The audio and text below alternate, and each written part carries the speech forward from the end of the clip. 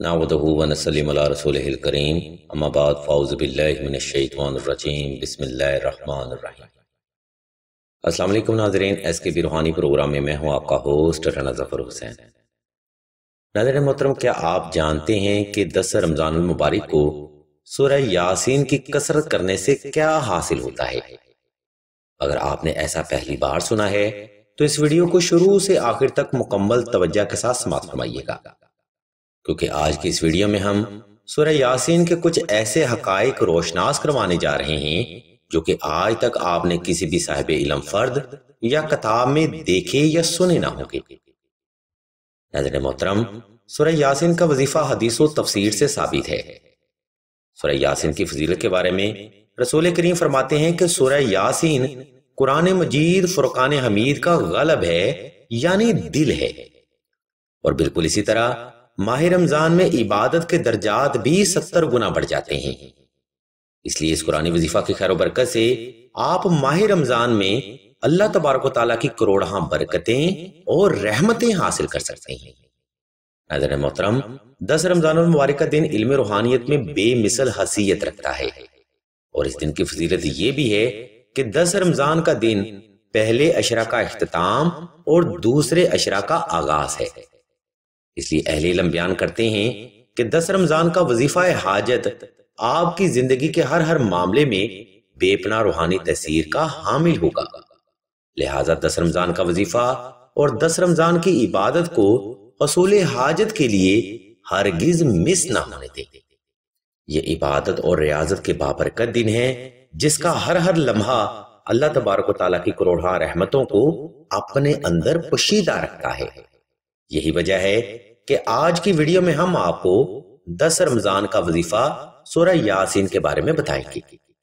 लेकिन इस मुकाम पर सामीन मोहतरम जरा तवज्जो फरमाइएगा, क्योंकि वजीफा की तफसीर बताने से पहले हम आपको बताते चलें कि सिलसिला खैरुल बशरिया ने 10 रमजान की फजीलत को मद्देनजर रखते हुए 10 रमजान की दुआ का रूहानी प्रोग्राम भी शुरू किया है, जिसमें सिलसिला के तमाम मुत्तकी और अहले इल्म अफराद हर साहिब ईमान फर्द के लिए खुसूसी दुआ फरमाएंगे।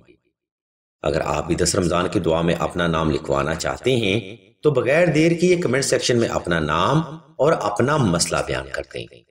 सिलसिला के बुजुर्ग इंशाल्लाह आपके लिए दुआ भी करेंगे और हर रोज की दुआ में आपका नाम खुसूसी तौर पर लिया जाएगा।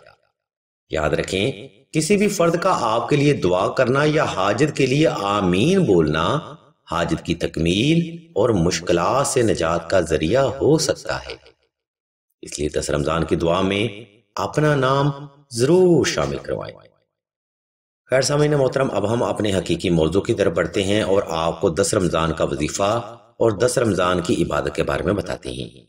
इसलिए तमाम तर अहले ईमान से हम तवज्जो की भरपूर गुजारिश करते हैं। सामीन मोहतरम, हर वजीफा को करने के कुछ खास असूल और आदाब होते हैं जिन पर अमल करते हुए आप उस कुरानी वजीफा से फैज हासिल कर सकते हैं। इसलिए आपने 10 रमजान का वजीफा करने के लिए सबसे पहले 2 रकात सलातुल हाजत नफल अदा करने हैं। इन नवाफिल की पहली रकत में साइल ने 21 बार सूरह इखलास का इजाफा करना है और दूसरी रकत में 21 बार सूरह कौसर की तिलावत करनी है। सामीन मोहतरम, ये नवाफिल की तरतीब 10 रमजान के नवाफिल की तरतीब भी है। इस तरतीब पर अमल करते हुए आप कम से कम 2 या ज्यादा से ज्यादा 10 नवाफिल सलातुल हाजत 10 रमजान को अदा कर सकते हैं। नंबर 2, इन नवाफिल को अदा करने के बाद साइल ने हस्बे तफीक सदका की नीयत भी लाजमी करनी है। नंबर 3, 10 रमजान का वजीफा आपने खास तन्हाई में करना है ताकि आपकी तवज्जो अपने मकसद से गाफिल ना होने पाए। नंबर 4, 10 रमजान वजीफा आप साफ सुथरे कपड़े पहनकर खुशबू लगाकर और खूब एहतमाम के साथ करें। नाज़रीन किराम, वजीफा भी एक नफली इबादत है जो कि फर्द अपनी हाजत के लिए करता है। इसलिए 10 रमजान की इबादत का खूब एहतमाम होना बेहद जरूरी है, क्योंकि इबादत दर हकीकत फर्द की उसके रब से मुलाकात है। और रमजान करीम में क्योंकि इबादत के दर्जात 70 गुना बढ़ जाते हैं, इसलिए 10 रमजान की इबादत का आपने खूब एहतमाम करना है। خیر ناظرین محترم، اب ہم آپ کو 10 رمضان کا وظیفہ کا عمل بتاتے ہیں، اس لیے تمام تر سننے والے احباب سے ہم توجہ کی بھرپور گزارش کرتے ہیں۔ سامعین کرام، اوپر بیان کردہ ترتیب پر عمل کرتے ہوئے آپ نے 9 رمضان کی افطاری کے بعد کسی بھی وقت کسی بھی مقام پر تنہائی کا خاص انتظام کر لینا ہے، اور نوافل صلاۃ الحاجت حسب محبت ادا کرنے کے بعد سورہ یاسین پاس رکھ لینی ہے اور آلتی پالتی کی حالت میں بیٹھ جانا ہے۔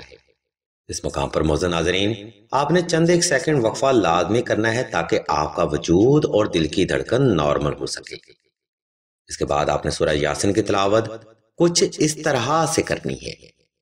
مثال کے طور پر بسم اللہ شریف سے آپ نے سورہ یاسین کا وظیفہ شروع کرنا ہے، اور سورہ یاسین کے ہر لفظ کو تلاوت کرتے ہوئے آپ نے اپنی جائز حاجت کو گمان کرنا ہے اور اسم اللہ کو تصور کرنا ہے۔ اس لیے آپ نے سورہ یاسین کی تلاوت آہستہ آہستہ توجہ سے اور اپنی جائز حاجت کو مد نظر رکھتے ہوئے کرنی ہے۔ سامعین محترم، قرآن مجید فرقان حمید میں 12 مرتبہ آیا ہے کہ قرآن مجید کو ایسے پڑھا کرو جیسے قرآن مجید کو پڑھنے کا حق ہوتا ہے۔ اس لیے اس ترتیب پر عمل کرتے ہوئے آپ نے 10 رمضان المبارک کو 10 بار سورہ یاسین کی تلاوت کرنی ہے، اور 1 بار سورہ یاسین کی تلاوت کا عمل کمپلیٹ کر کے آپ نے ایک لمبا سجدہ حاجت اللہ کے حضور ادا کرنا ہے، جس میں آپ نے اپنی جائز حاجت کو اللہ کے حضور بڑے ادب اور عاجزی کے ساتھ رکھنا ہے، اور اس مبارک ترتیب پر عمل کرتے ہوئے آپ نے 10 بار سورہ یاسین کی تلاوت کرنی ہے اور 10 سجدے اللہ کے حضور ادا کرنے ہیں۔ اہل علم بیان کرتے ہیں کہ اس سجدہ میں آپ اللہ کے حضور جو بھی حاجت یا جو بھی مراد رکھیں گے وہ حاجت صدقہ محمد و آل محمد ضرور پوری ہوگی۔ سامعین محترم، یاد رکھیں جن وظائف کو ہم معمولی سمجھ کر اگنور کر دیتے ہیں وہ وظائف کلام یا عبادت اللہ کے حضور جلد قبول و مقبول ہونے والی ہوتی ہے۔ اس زمن میں آقائے دو جہاں سرور کونین خاتم الانبیاء نبی کریم صلی اللہ علیہ وسلم کی ذات مبارکہ مولا علی علیہ السلام کو وصیت کرتے ہوئے فرماتے ہیں کہ اے علی، سورہ یاسین کی کثرت کیا کرو، کیونکہ سورہ یاسین میں اللہ کی ذات مبارکہ نے 10 چیزوں کا انعام رکھا ہے۔ تو حضور کا یہ فرمانی عالی شان سن کے حضرت علی فرماتے ہیں کہ یا رسول اللہ، وہ کون کون سے انعام ہیں تاکہ ہم بھی سورہ یاسین کی کثرت کیا کریں؟ تو حضور نے فرمایا کہ جو شخص سورہ یاسین کی کثرت کرتا ہے اگر وہ بھوکا ہوگا تو اللہ کی ذات اس کو غائب سے کھانا دے گی، اگر وہ پیاسا ہوگا تو غائب سے پانی ملے گا، اگر بیمار ہوگا تو شفا ملے گی، اگر بے گھر ہوگا تو گھر ملے گا، بے اولاد ہوگا تو اولاد ملے گی، رزق میں برکت ہوگی، جادو ختم ہو جائے گا، بندش سے نجات ملے گی، دشمن کے خوف کا اثر زائل ہو جائے گا، اور دلوں کو سکون اور اطمینان نصیب ہوگا، اور سب سے بڑھ کر آقائے دو جہاں کی پکی اور سچی محبت بھی دل میں پیدا ہوگی۔ ناظرین محترم، یہ آقائے دو جہاں سرور کونین خاتم الانبیاء نبی کریم صلی اللہ علیہ وسلم کی ذات مبارکہ کا دیا گیا وظیفہ اور عمل ہے۔ اگر آپ اس وظیفہ کو 10 رمضان المبارک کے دن کرتے ہیں تو بے شک اس وظیفہ کے فضائل و برکات بھی 70 گنا بڑھ جاتے ہیں۔ لہٰذا 10 رمضان کے دن کی عبادت کو ہرگز مس نہیں کرنا چاہیے۔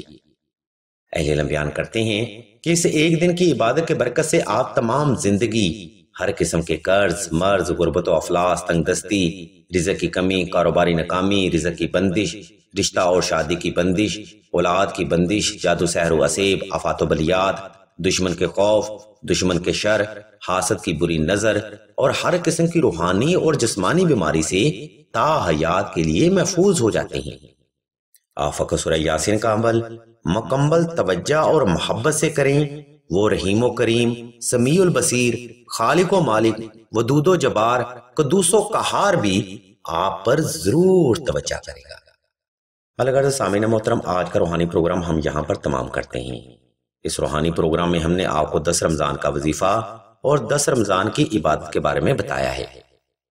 اگر آپ کو ہماری یہ علمی کاوش پسند آئے تو ہمارے اس چینل آن لائن استخارہ آن فون کو سبسکرائب کر کے گھنٹی کے آئیکن کو پریس کر دیں اور آل کے آپشن کو بھی لازمی دبا دیں تاکہ حصول علم کے لیے کوئی بھی روحانی پروگرام آپ سے مس نہ ہو سکے۔ ہم ویڈیو کا اختتام اس بات پر کرتے ہیں کہ ایک بار حضور کی بارگاہ میں درود و سلام کا نذرانہ محبت ضرور پیش کیا جائے تاکہ اس نفسا نفسی کے دور میں آپ کا نذرانہ عقیدت بھی حضور کی بارگاہ تک پیش ہو سکے۔ ہم اللہ کے حضور دعا کریں گے کہ تمام مسلمانوں کو اپنے حفظ و ایمان میں رکھیں اور تمام مسلمانوں کی تمام نیک اور جائز حاجات کو صدقہ محمد والے محمد کی نسبت سے جلد پورا فرمائیں۔ آمین ثم آمین یا رب العالمین۔